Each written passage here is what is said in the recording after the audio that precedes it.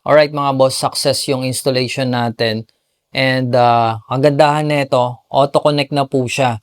Wala na kayong iba pang gagalawin dyan. Automatic po siya once na nasa within the network kayo guys, no? Is magko-connect na po siya agad. Yan, magkakakitaan na kayo agad. So bukas, i-deploy ko to sa shop pag hindi ako busy. And one thing guys, no? Hindi porket na-download nyo na siya at na-install nyo na is gagana na po siya, no?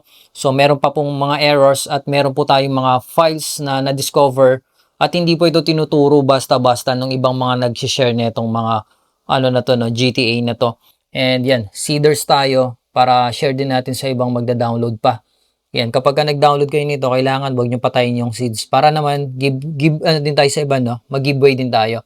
So, ilalagay ko na lang yung link niyan later on, guys, no? So, matutulog muna ako kasi anong oras na talagang kinapa ko tong ano na to? Kinapa ko tong GTA na to. Ayan, tingnan nyo, 4 AM na. Ayan, 4 AM na rin. Yun. So, thank you guys, no? Please continue support.